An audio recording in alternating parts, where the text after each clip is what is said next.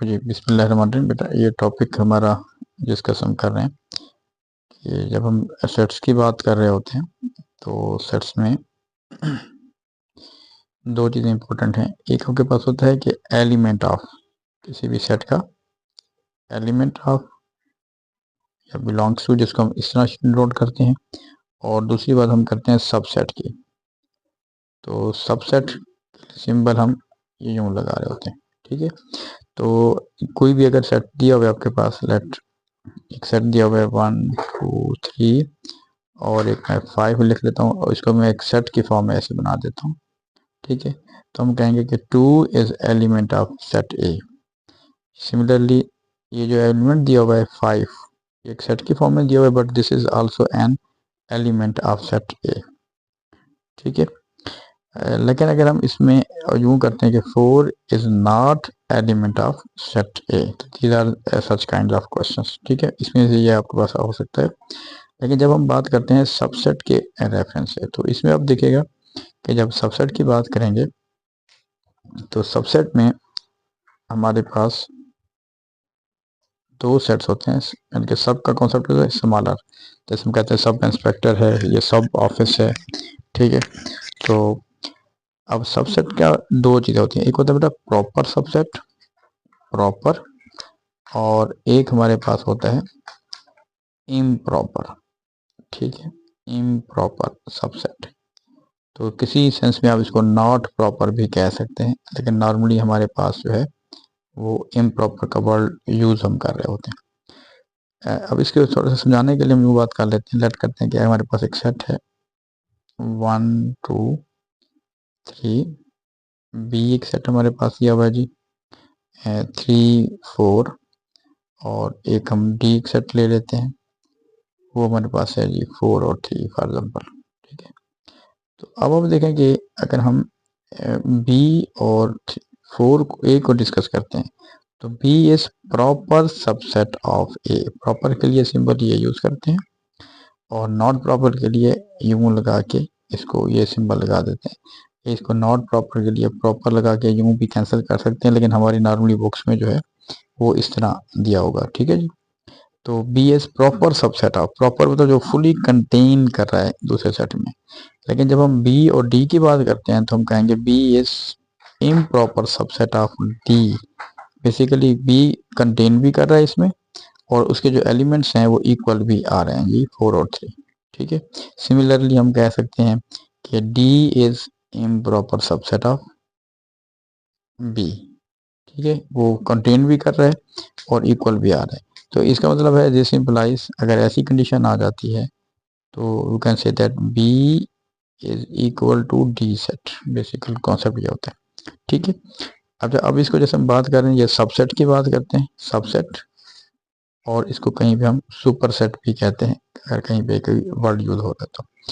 अच्छा, अब इसमें ये इंपॉर्टेंट बात होगी। दूसरा आपके पास जो है, अभी हम एक बात कर रहे थे इसमें, तो अगर हम यहाँ पे एक बात कर लेते हैं कि अगर मैं एक सेट बना लेता हूँ 1 2, एक सेट बना देते हैं, ठीक है। तो ये एक और सेट बन गया, तो this will be the subset या प्रॉपर सबसेट ऑफ ए, ठीक है। तो ये अब जब आप सेट को सेट के साथ डिस्कस कर रहे होंगे तो फिर हम प्रॉपर या इम्प्रॉपर सबसेट की बात करेंगे, हम फिर एलिमेंट की बात नहीं कर रहे होते। तो इस सवाल में मैंने क्यों लिखा एलिमेंट, क्योंकि ये एज ए एलिमेंट भी काम कर रहा है, और वैसे एलिमेंट इसके सेट के अंदर एक सेट के तौर पे भी दिया हुआ है, ठीक है। लेकिन जब आप इसको 1 और 2 के रेफरेंस करेंगे तो एक और सेट बन जाएगा, तो that will be the subset of A, ठीक है जी, that will be the proper subset of A, जो फुली इसमें कंटेन कर रहा है। क्लियर बेटा। अच्छा, अब इसमें जो है जैसे हम यहाँ पे बात कर रहे थे कि अब मैंने यहाँ पे एक चीज़ देखी, अगर किसी क्वेश्चन में वो सबसेट या प्रॉपर सबसेट की कोई बात नहीं कर रहा, तो अब इसमें इंपॉर्टेंट ध्यान में रखिएगा कि सबसेट के लिए भी हम यही सिंबल लगाते हैं ऐसे, ठीक है। फॉर एग्जाम्पल मैं लिखता हूँ कि यहाँ पे 5, ठीक है, ऐसे दिया हुआ है ए सबसेट ऑफ ए, तो ये भी ठीक हो जाता है। लेकिन जब हम डिस्कस कर रहे होते हैं कि ये प्रॉपर है इम्प्रॉपर है, आपको कोई ऐसा क्वेश्चन दिया हुआ है, then you have to use the, you have to write the proper appropriate symbols like this one, proper, improper, not proper, इस टाइप के। तो फिर आपको ध्यान रखना है कि क्या बात हो रही है, वरना सबसेट के लिए भी ये सिंबल ही इस्तेमाल हो रहा होता है। इसलिए मैंने कहा कि कहीं पे हम यूँ भी लिख सकते हैं कि नॉट प्रॉपर, एक प्रॉपर हो गया और एक क्या हो जाएगा, नॉट प्रॉपर। ठीक है, अब इसमें देखिएगा एक हमारे पास एक ये क्वेश्चन दिया हुआ है। देखिए यहाँ पे एक है कि लिस्ट एलिमेंट्स ऑफ सेट ए, जैसे हमने लिस्ट किया होता है वेन डायग्राम से। तो सेट ए में हमारे पास कौन कौन से एलिमेंट्स आ रहे हैं जी, क्योंकि अब देखिए यहाँ पे जो बी है, बी एज अ सब प्रॉपर सबसेट ऑफ ए है। तो ए में हमारे पास 1 भी आ जाएगा, 2, 3, 4, 5, 6, 7, 8 और 9 तक। लेकिन जो बी में है, बी में सिंपल आपके पास क्या आ रहे हैं जी, 1, 2, 3 और ये 6 हो गया, 1, 2, 3, क्योंकि मैंने सेट को अगर अरेंजमेंट चेंज भी कर दें तो उससे फर्क नहीं पड़ता। अब हम लिखा is a A proper subset of B, हम लिखेंगे नो। ठीक है जी, और B is a proper subset of A, yes. अब उसने कहा explain your answer as the all the elements of B contains in A, so B is a proper subset of A. Clear जी, इसको आप ऐसे एक्सप्लेन कर लीजिएगा। Next one is draw Venn diagram to represent the subsets A, sets P and Q. अब इसमें important बात आपने देखनी है कि जो कुछ एलिमेंट्स इसमें आपके पास है बी, आर, आई, सी, के, तो आप देख रहे हैं कि जितने भी एलिमेंट हैं पी के, वो सारे के सारे क्यू के अंदर मौजूद हैं। तो इसका मतलब है कि हम इसको अगर हम यूँ कर लेते हैं, इसका मैं इरेज कर लेता हूँ ताकि हमारे पास ये चीज़ क्लियर हो जाए। अच्छा जी, एक हम सबसेट बना लेते हैं। देखें जो पी सेट है, ये हमारे पास क्यू है, क्यू सेट बन जाएगा और इसके अंदर हमारे पास क्या सेट आ रहा है जी, पी आ रहा है।